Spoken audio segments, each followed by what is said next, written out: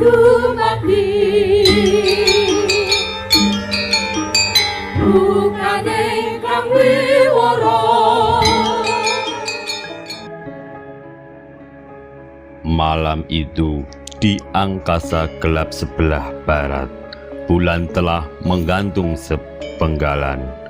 Wilayah Purwosarangan yang hampir sebagian terdiri dari daerah pegunungan meniupkan hawa dingin yang berselimut kabut. Jajaran bukit-bukit di wilayah selatan Kali Opak bagaikan pagar raksasa untuk melindungi ketenangan hati kaula Mataram dari amukan air Samudra Selatan yang beberapa waktu lalu meluapkan amarahnya. Bunyi kentongan perlahan-lahan sayup-sayup terdengar dari beberapa rumah warga yang masih berpenghuni, bersusul bersahutan dengan irama doro muluk. Suara kentongan yang sayup-sayup terdengar lambat, kemudian mengeras dan melambat lagi seperti terbawa angin malam, menjadi pertanda bahwa suasana di wilayah tersebut dalam keadaan aman. Irama kentongan itu memberi suasana batin menjadi tenang bagi para penghuninya. Langit telah kembali terang benderang dan hujan telah menghentikan tangisnya. Rembulan mulai memberanikan diri menggantung di tempatnya, membuat burung uli-uli mengalunkan suara misterinya yang cukup merdu ketika melintas di antara genting ke genting. Apa yang terjadi di Keraton Pleret pun tak luput menjadi perhatian Pangeran Peki di dalam Surabayan. Semua kabar tentang sikap dan perbuatan yang dilakukan oleh sang menantu sekaligus keponakannya itu menjadi bahan perenungannya dalam beberapa waktu terakhir. Dari kematian Ratu Wetan yang mendadak hingga menimbulkan peristiwa mengerikan sebagai buah akibatnya, ratusan orang yang belum tentu bersalah dan berdosa pun turut menjadi korbannya. Belum lagi orang-orang penting pun dianggap turut terlibat dalam peristiwa itu hingga mereka harus merelakan nyawanya sebagai imbas penghukuman. Beberapa kerabat tua istana seperti Pangeran Selarong, saudara istrinya pun dinyatakan terlibat. Untunglah dalam rentetan kejadian itu dirinya luput dari tuduhan andil pembunuhan Ratu Mas Truntung. Pangeran Peki tahu bahwa dirinya juga disangkut pautkan sebagai penyelidikan kematiannya. Waktu terus berjalan hingga keadaan sekarang mulai menjadi agak tenang. Kabarnya sang raja sedikit demi sedikit mulai melupakan sang istri tercinta. Bahkan dengan bujukan-bujukan kerabat yang masih dipercaya, dia bersedia untuk dicarikan wanita pengganti guna menghibur hari-harinya yang dilanda kesepian.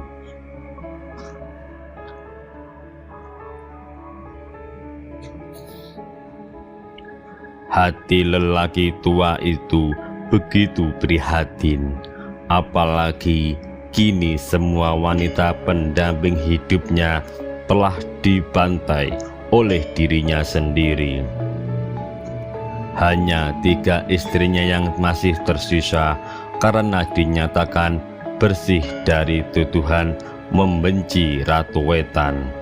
Salah satu istri yang tak dibunuhnya adalah Raden Ayu Pelabuhan, putri Pangeran Ambalik, penguasa wilayah Kacoran. Jelas dia tak akan berani mengganggu keselamatannya karena tahu akibat yang akan ditimbulkan jika keluarga terah Sunan Tembayat itu diusik.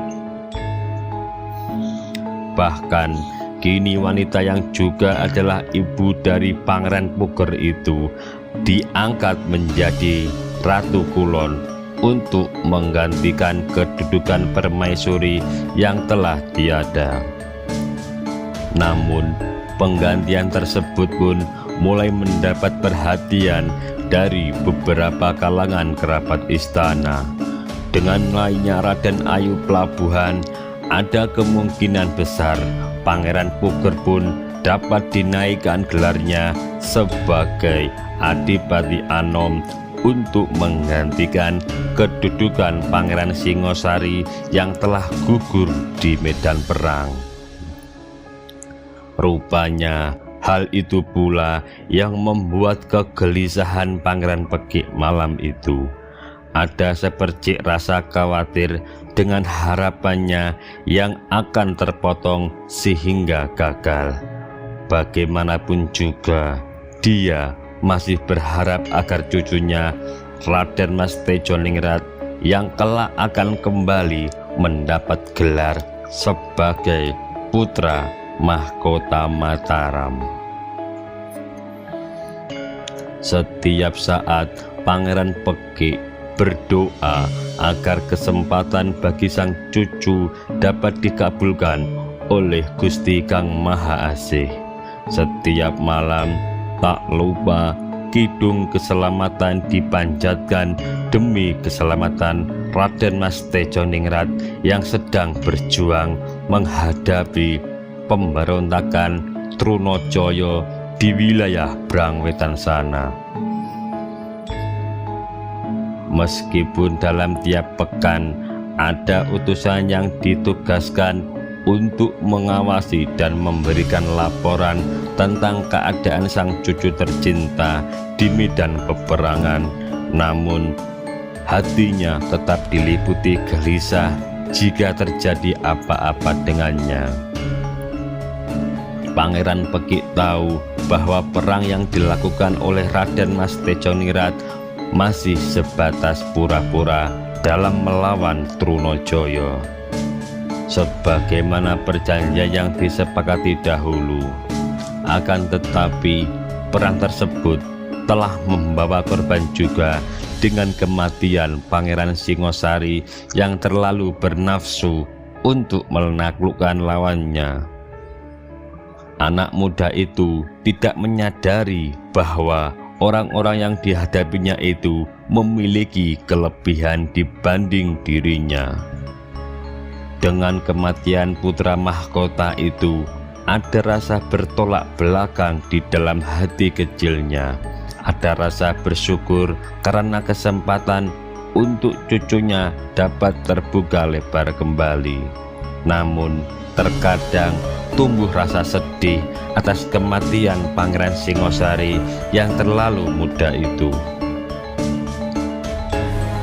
Suara merdu burung perkutut kesayangannya kembali berkoar merdu di malam sepi itu. Lamunan Pangeran Pekik menjadi buyar demi untuk mendengarkan irama yang membuat batinnya lega. Sayup-sayup terdengar suara sandal yang diseret keluar rumah utama menuju ke arahnya yang sedang duduk di beranda. Rupanya Raden Ayu Pandansari datang untuk menemani kesendiriannya. Tanpa ragu, Raden Ayu Pandansari mendekat dan duduk di kursi sebelah suaminya. Sebentar merapikan minuman, sang suami di atas meja bundar sebagai pembatas keduanya. Kemudian mengambil poci tanah yang masih hangat untuk dituangkan kembali di cangkir minuman sang suami. Terima kasih Nyai, ucap Pangeran Pekik sambil tersenyum memandang wanita cantik yang telah beruban lebat itu. Raden Ayu Pandansari hanya tersenyum. Sebentar merapikan sanggulannya, kemudian menuangkan air teh di poci itu ke dalam cangkirnya, lalu menyeruput sedikit demi sedikit. "Apa kau masih memikirkan tugas dari Raja Matlaram itu, Kang Mas?" tanya sang istri pelan sambil meletakkan kembali cangkirnya. Pangeran Pekik mengangguk, kemudian dia pun mengambil cangkirnya untuk ditengguknya. Selanjutnya dia menyuarakan siulan meniru suara burung-burung perkutut kesayangannya yang ditempatkan di berbagai tempat itu. Ya, setidaknya saran dari para kerabat istana itu ada bagusnya demi perasaan raja. Tentu pengutusan tersebut juga untuk dilakukan dengan melalui wisik, petungan, dan kewaskitan yang lain pula. Kalaupun selanjutnya tugas itu kemudian diembankan kepadaku, tentu juga ada jalarannya. Aku yakin masih ada ahli-ahli kebetulan istana yang memang sudah sepakat agar rencana ini diteruskan kepadaku. Tentang adanya ilham bahwa di wilayah timur Brangwetan ada sosok perempuan yang kelak akan berpengaruh bagi kegairahan hidup raja, tentu aku turut senang. Semoga saja puisi itu benar adanya. Firasatku pun mengatakan bahwa wanita itu memiliki hubungan dekat dengan kerabat atau kawan-kawanku di Surabaya. Setidaknya masih ada pertalian yang tidak jauh dari mereka, jawab sang suami. Apakah Mas sudah menyiapkan utusan untuk melaksanakan tugas itu? Tanya sang istri kemudian. Sudah Nyai, tadi sore aku sudah menyuruh Demang Noyotruno dan Mantri Yudakarti untuk segera saja bersiap-siap berangkat ke Surabaya. Paling lambat 3 hari lagi mereka berdua sudah aku berikan gambaran tentang wangsit keturangan yang dimiliki untuk calon sisihan Amangkurat Agung itu. Kalau boleh tahu seperti apa gambarannya, Kang Mas? Sela Raden Ayu Pedansari penasaran. Sepertinya perempuan itu masih belum terlalu dewasa. Dalam gambaran wisik tersebut, dia baru menginjak masa ahlil balik. Namun paras dan keturanggaannya kelak tak akan beda dengan Ratu Mas Truntum Suwardi. Aku pun masih kabur. Namun batinku tiba-tiba mengarah pada Demang Mangunjaya yang aku serahi tugas mengelola pelabuhan Surabaya dan wilayah Besuki hingga Blambangan dan Banyuwangi. Yang jelas menurut ahli nujum istana, sosok perempuan yang kabarnya memiliki katurangan sepadan dengan janda Ki Panjang Mas itu berdiam di sebuah tempat. Ahli nujum yang sudah menemuiku kemarin berpesan agar utusan tersebut mencari perempuan itu di suatu tempat di mana ditemukan sumber air yang menebarkan aroma wangi. Nah, orang-orang kepercayaan istana pun akan turut serta bersama rombongan Demang Noyotruno. Aku sarankan agar mereka berhenti jika sudah ada wisik halus yang diyakini bahwa di tempat itu ada sumber air yang menebarkan bau wangi. Kalau saja arahnya ke telatah Banyuwangi untuk menemukan perempuan yang ada di dalam wisik itu. Semoga saja Demang Mangunjayalah yang akan menjadi petunjuk jalan selanjutnya. Terang sang suami. Demang Mangunjaya, sepertinya aku pernah mendengar nama itu, ucap sang istri sambil memiringkan kepala dengan mata ke atas seperti sedang mengingat-ingat sesuatu yang terlupakan dalam pikirannya. Ah, tentu kau masih ingat dia, Nyai, Demang Manggujaya yang orang Cina itu. Oh, si Maun itu. Pangeran Peki mengiyakan dengan menganggukkan kepala. Kemudian ia mulai melinting tembakau ke lembah, menyanya dengan Clara Jagung.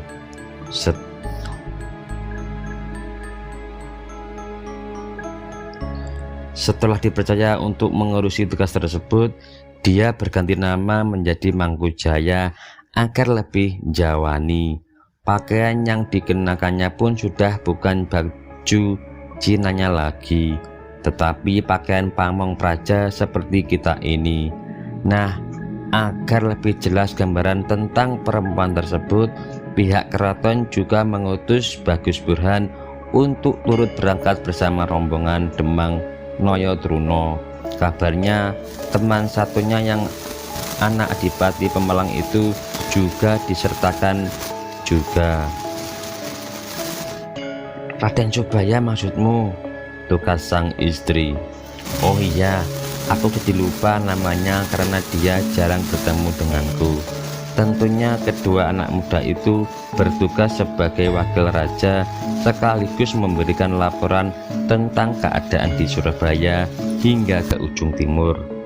Apakah terkena imbas dari perang Trunojoyo yang berkepanjangan ini? Sedangkan Bagus Burhan tentu mendapat tugas untuk menggambarkan sosok yang terdapat dalam wangsit dan wisik keraton tersebut, kemudian dicocokkan dengan perempuan yang nanti akan dicari itu. Nah, dia nantinya juga akan menyungging perempuan tersebut untuk selanjutnya ditunjukkan kepada raja. Bisa jadi tidak hanya satu orang yang nanti akan ditemukan berbagai gambaran perempuan yang akan disunggingnya. Itulah yang nanti akan dipilih Amangkurat Agung. Terang Pangeran Peki. Semoga saja salah satu perempuan yang ditemukan nanti dapat sreg di hati raja, sehingga tindakannya tak akan merepotkan lagi. Bagaimanapun juga, hanya perempuanlah yang akan dapat meredam gejolak amarah kaum laki-laki. Tugas sang istri seolah membenarkan keunggulan kodrat perempuan. Hei, ingat juga Nyai, perempuan jugalah yang dapat membuat masalah bagi kaum lelaki. Pangeran Peki tak mau kalah. Namun Raden Ayu Pundansari tak mau bertengkar dengan suaminya. Dia hanya tersenyum mencibir tanpa menambahi komentarnya. Dia sadar bahwa baik laki-laki maupun perempuan sudah memiliki kodrat masing-masing untuk melengkapi kehidupannya. Kalau sudah merasa lelah, beristirahat di kamar saja, Kang Mas, ucapnya untuk mengalihkan perhatian perbincangan. Pangeran Peki mengiyakan ajakan istrinya. Dia mematikan lintingan rokok yang masih panjang di jepitan tangannya di asbak kayu. Selanjutnya meneguk sisa air teh yang ada di cangkirnya. Maka sebentar kemudian keduanya pun beranjak masuk ke dalam rumah.